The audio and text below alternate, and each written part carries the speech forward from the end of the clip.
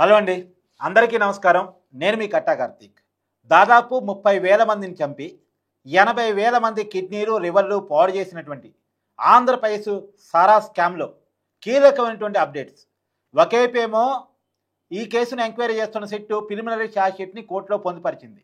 దాదాపు 300 పేజీల ఛార్జ్షీట్, 268 మంది సాక్షులు, 62 కోట్ల జప్తు, 11 మంది రిమాండ్ రిపోర్ట్లు, ఇవన్నీ కూడా ఈ ఛార్జ్షీట్లో కీలకమైనటువంటి అంశాలు. ఇంకొక వైపు రాజంపేట ఎంపీ వైసీపీ కీలక నాయకుడు మిథున్ రెడ్డి విచారణ. ఈ రాత్రి కూడా మిథున్ రెడ్డి సిట్ ఆధీనంలోనే ఉండటం జరుగుతూ ఉంది. ఆదివారం అతను అరెస్ట్ చూపించబోతా ఉన్నారు. ఆదివారం కోర్టుకు సెలవు దినం కావటం వల్ల జడ్జి గారి ఇంట్లో అతని జడ్జి గారి ముందు ఆధారపరచబోతా ఉన్నారు. తర్వాత రిమాండ్కి పంపిస్తారు. సహజంగానే ఇప్పటి వరకు 11 మందికి ఎలా రిమాండ్ పడిందో మిథున్ రెడ్డికి కూడా అలా రిమాండ్ పడేటువంటి అవకాశం ఉంది. అయితే ఇక్కడ కీలకమైనటువంటి విషయం ఏంటంటే, ఇప్పుడు కోర్టులో పొందుపరిచినటువంటి ప్రిలిమినరీ ఛార్జ్షీట్లో బిగ్ బాస్గా చెప్పబడుతున్నటువంటి జగన్మోహన్ రెడ్డి గారి పేరు లేదు. ఇంకా ఈ కేసు విచారణ జరగాల్సి ఉంది. ఇప్పటికీ ఈ కేసులో ఈ 12 మందిలో, అంటే మిథున్ రెడ్డి గారితో కలిపితే అరెస్టు కాబడ్డ 12 మందిలో మిథున్ రెడ్డి గారే కీ రోల్గా భావిస్తూ ఉన్నారు. అయితే మిథున్ రెడ్డి గారు ఒక రిక్వెస్ట్ సిట్ అధికారుల ముందు పెట్టారంట. పార్లమెంటు జరుగుతూ ఉంది, అందులోనూ పార్లమెంట్ అఖిలపక్ష సమావేశం జరుగుతూ ఉంది, లోక్సభ పక్ష నాయకుడిగా నేను హాజరు కావాలి. తర్వాత కీలకమైనటువంటి సెక్షన్ జరుగుతూ ఉంది, వర్షాకాల సమావేశాలు జరుగుతూ ఉన్నాయి, దాంట్లో కూడా నేను పాల్గొవాలి. లోక్సభ సభ్యుడిగా నాకు హక్కు ఉంది, ఖచ్చితంగా లోక్సభ సమావేశాల్లో నాకు పాల్గొనే అవకాశం ఇవ్వండి. లోక్సభ సమావేశాలు ముగిసిన తర్వాత మళ్ళీ మీరు ఎప్పుడు పిలిచినా వస్తాను, విచారణకు సహకరిస్తానని చెప్పేసి మిథున్ రెడ్డి సిట్ అధికారుల ముందు చెప్పాడంట. అయితే గతంలో మిథున్ రెడ్డి విచారణకు సహకరించలేదు. ఈరోజు జరిగినటువంటి విచారణలో కూడా మిథున్ రెడ్డి పెద్దగా సహకరించలేదు. చాలా ప్రశ్నలకి అతను సమాధానం చెప్పలేదు, మౌనంగానే ఉన్నాడు. కొన్ని సమాధానాలు మాత్రం నేను ఎంపీగా ఉన్నాను, అది స్టేట్ పాలసీ, నాకేమీ సంబంధం లేదు అని చెప్పుకునే ప్రయత్నం చేశారు. అయితే రాజు కసిరెడ్డి చెప్పినటువంటి మాటల్ని అతని ముందు ఉటంకించగా, అవునా నాకు గుర్తులేదు. సహజంగా వైసీపీ నాయకులు ఒక కీలకమైన డైలాగులు ఉంటాయి, తెలియదు, మర్చిపోయాను, గుర్తులేదు, ఇలాంటి కామన్ డైలాగులు ఉంటాయి. ఇలాంటి కామన్ డైలాగులు మిథున్ రెడ్డి గారి నోటి నుంచి కూడా వచ్చాయి అనేటువంటి విషయం తెలుస్తూ ఉంది. సో విచారణకి సహకరించట్లేదు కాబట్టి మేము అరెస్ట్ చేస్తాం అనేటువంటి ఆలోచన సిట్ వచ్చిందంట. నిజానికి విచారణ సహకరించుంటే సిట్ అరెస్ట్ చేయకపోదేమో. మీకు ఒక విషయం చెప్తా, మిథున్ రెడ్డి A4 అంటే అక్యూజ్డ్ 4గా ఉన్నారు ఈ కేసులో. A5 అక్యూజ్డ్ 5గా ఉన్నటువంటి విజయసాయి రెడ్డి అరెస్ట్ ఇంతవరకు జరగలేదు. ఎందుకు జరగలేదు అంటే, పిలిచినప్పుడల్లా విచారణకు వస్తానని విజయసాయి రెడ్డి చెప్తా ఉన్నారు. సరే ఒకరోజు సాధ్యం కాకపోతే ఇంకో రోజు వస్తానని చెప్తున్నారు. పైగా అతను చాలా కీలకంగా సిట్ విచారణ సహకరిస్తున్నాడు. అంటే అతనికి వైసీపీ మీద ఉన్న కోపమో, రాజీనామా చేయటమో, లేదు జగన్మోహన్ రెడ్డి గారిని సేవ్ చేసి మిథున్ రెడ్డి గారి కాడు, రాజీవ్ కసిరెడ్డి కాడు ఈ కేసును ఆపడం, తన కారణం ఏదైనా సరే విజయసాయి రెడ్డి కొంత కోఆపరేటివ్గా ఉన్నాడు. సాక్షిగా అతను ఆ విచారణకు హాజరవుతున్నాడు. కాబట్టి కేసు విచారణకు సహకరిస్తే అరెస్టు విషయంలో సిట్ వెనక ముందు ఆలోచిస్తుంది. కానీ విజయసాయి రెడ్డి రాగా మిథున్ రెడ్డి కోఆపరేట్ చేయట్లేదు కాబట్టి మిథున్ రెడ్డి అడిగిందని సిట్టు కూడా సహకరించే అవకాశం ఉండదు. నిజానికి మీకు గుర్తుందో లేదో, సుప్రీంకోర్టులో ముందస్తు బెయిల్ అడిగినప్పుడు కూడా మిథున్ రెడ్డి ఒక వారం టైం ఇవ్వండి, నేను లొంగిపోతాను అని చెప్పేసి అడిగారు. కానీ సుప్రీంకోర్టు దానికి ఒప్పుకోవాలి. అందుకని తప్పనిసరి పరిస్థితుల్లో లోక్సభ సమావేశాల కంటే ముందే విచారణకు హాజరయ్యారు మిథున్ రెడ్డి. ఒక గొప్ప స్ట్రాటజీతో హాజరయ్యారు. లోక్సభ సమావేశాలు ఉన్నాయి కాబట్టి ఆ లోక్సభ సమావేశాలను చూపించి నాకు అరెస్ట్ నుంచి మినహాయింపు ఇవ్వండి అని అడుగుతామని చెప్పి జాయిన్ అయ్యారు. నిజానికి నిన్నటిదాకా మనం అంతా మాట్లాడుకునేది మిథున్ రెడ్డి పరారీలో ఉన్నాడు అని. ఒకవైపు లోక్సభ సమావేశాలు జరుగుతుండగా, ఇంకోవైపు సిట్టు విచారణ జరుగుతుండగా, అటు లోక్సభ సమావేశాలకి హాజరు కాకుండా ఇటు సిట్టు విచారణకి హాజరు కాకుండా ఉంటే విమర్శలు వస్తాయి. ఒకవేళ సిట్టు విచారణకు హాజరు కాకుండా కేవలం లోక్సభ సమావేశాలకు హాజరైనా, చూసారా సిట్టు విచారణకు రమ్మంటేనేమో పరారీలో ఉన్నాడు, లోక్సభ సమావేశాలు మాత్రం హాజరయ్యాడు అనే విమర్శలు వస్తాయి. కాబట్టి తప్పనిసరి పరిస్థితుల్లో సిట్టు విచారణకు హాజరై ఇక్కడే మినహాయింపు అడుగుదాం, లోక్సభ సమావేశాలను చూపెట్టి నన్ను అరెస్ట్ చేయకండి, లోక్సభ సమావేశాలకు వెళ్ళాలి, లోక్సభ సభ్యుడిగా నా బాధ్యత అని చెప్పేసి సిట్టు అధికారిని అడుగుదామని చెప్పేసి ఇవాళ విచారణకు హాజరయ్యాడా అనేటువంటి చర్చ కూడా ఆంధ్రప్రదేశ్ రాజకీయ వర్గాల్లో కొనసాగుతూ ఉంది. ఏది ఏమైనా ఒక మంచి అంశం ఏంటంటే విచారణకు హాజరు కావటం. ఏదేమైనా విచారణకు సహకరిస్తే మాత్రం అరెస్టుల విషయంలో సిట్టు వెనక ముందు ఆలోచించే అవకాశం ఉంది అని విజయసాయి రెడ్డి విషయం మనకు క్లియర్గా తెలుస్తుంది. అయితే ఇంకొక అంశం ఇందాక మనం మిస్ అయింది, ఏది జగన్మోహన్ రెడ్డి గారి పేరు దీంట్లో లేదు కదా, అంటే జగన్మోహన్ రెడ్డి గారు సేవ్ అయినట్టేనా, ఇక జగన్మోహన్ రెడ్డి గారు అరెస్ట్ జరగదా అంటే అది కాదు. ఇది ఖచ్చితంగా మళ్ళీ సిట్ చెప్తుంది, ఇది ప్రిలిమినరీ ఛార్జ్షీట్ మాత్రమే.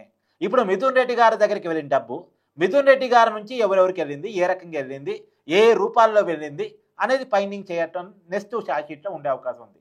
నెక్స్ట్ ఛార్జ్ షీట్లో జగన్మోహన్ రెడ్డి గారి పేరు ఉండే అవకాశం ఉంది. నెక్స్ట్ ఛార్జ్ షీటు పొందుపరిచే లోపే జగన్మోహన్ రెడ్డి గారి అరెస్టు జరిగేటువంటి అవకాశం కూడా కనపడుతూ ఉంది. ఆగస్టు 28 లోపు జగన్మోహన్ రెడ్డి గారి అరెస్టు జరిగే అవకాశం ఉందని ఆంధ్రప్రదేశ్ రాజకీయాల్లో జరుగుతున్నటువంటి చర్చ. ఇప్పుడు మిథున్ రెడ్డి గారు ఇచ్చేటువంటి వాంగ్మూలం ఆధారంగా నెక్స్ట్ జగన్మోహన్ రెడ్డి గారికి నోటీసులు పంపించబోతా ఉన్నారు. జగన్మోహన్ రెడ్డి గారిని కూడా 1-2 సార్లు విచారించిన తర్వాత అతను హైకోర్టుని, సుప్రీంకోర్టుని ముందస్తు బెయిల్ కోసం అప్రోచ్ అయ్యే టైం ఇచ్చి సుప్రీంకోర్టు కాదన్న తర్వాత అరెస్ట్ చేద్దాం. ఎందుకంటే ఇప్పుడు అరెస్టులు ఎలా జరుగుతున్నాయి చూస్తున్నారు కదా. అందరూ ఈ కేసులో అక్యూజ్డ్ పర్సన్స్ అంతా కూడా తమకున్న లీగల్ రైట్స్ ప్రకారం కింది కోర్టు, హైకోర్టు, సుప్రీంకోర్టు అన్ని కోర్టుల్లో కూడా బెయిల్ పిటిషన్ దాఖలు చేసుకొని బెయిల్ పిటిషన్ కొట్టేసిన తర్వాత మాత్రమే అరెస్ట్ చేస్తున్నారు. హడావుడిగా అరెస్ట్ చేయట్లేదు. గతంలో కోర్టుకు పోయే టైము అక్యూజ్డ్ పర్సన్స్కి ఇచ్చేవాళ్ళు కాదు వైసీపీ పరిపాలనలో. కానీ ఇప్పుడు మాత్రం ప్రతి ఒక్కరికి వీలైనంత ఎక్కువ సమయం ఇచ్చి వాళ్ళు కోర్టులు అంటే సుప్రీంకోర్టు దాకా వెళ్ళే అవకాశం ఇచ్చి సుప్రీంకోర్టు కూడా కాదన్న తర్వాత అరెస్ట్ చేయడం వల్ల చూసారా, కోర్టుల ముందు వీళ్ళు ఓడిపోయిన తర్వాతే విచారణకు హాజరవుతున్నారు, అరెస్ట్ అవుతున్నారు అనే దాన్ని సిట్ ఎస్టాబ్లిష్ చేస్తూ ఉంది. ఇప్పుడు నేరం చేసిన వాడికే ఇంత భయం ఉండేది అనేటువంటి విషయాన్ని ప్రజల ముందు ఎస్టాబ్లిష్ చేస్తుంది. సిట్టు చాలా తెలివిగా ముందుకెళ్తూ ఉంది. సో అందులోనూ అక్యూజ్డ్ పర్సన్స్కి కావాల్సిన టైం ఇస్తున్నాం అనే దాన్ని ఎస్టాబ్లిష్ చేస్తూ ఉంది. సో ఈ కేసులో బిగ్ బాస్ పాత్ర ఏ మేరకు సిట్ తేల్చగలిగింది.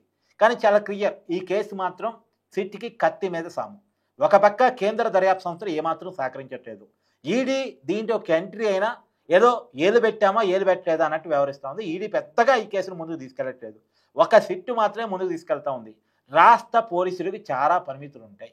కేంద్ర సహకారం లేకుండా, కేంద్ర దర్యాప్తు సంస్థల సహకారం లేకుండా విదేశాలకు పోయిన మనీని ఐడెంటిఫై చేయటం, విదేశాల్లో పెట్టిన కంపెనీని ఐడెంటిఫికేషన్ చేయటం, ప్రత్యేకించి దుబాయ్లో డెన్లో ఉన్నటువంటి వివరాన్ని రాబట్టడం అనేటువంటిది సాధ్యమైన పని కాదు.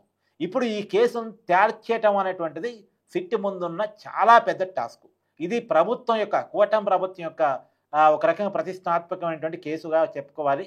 ఇక్కడ జగన్మోహన్ రెడ్డి గారిని దోషిగా చేయకపోతే ప్రజల ముందు కూటమి ప్రభుత్వం విలన్గా మారే అవకాశం ఉంటుంది. ఒక రకంగా చెప్పాలంటే ఏమైనా లొంగిపోయారా అనేటువంటి చర్చ కూడా వచ్చే అవకాశం ఉంటుంది.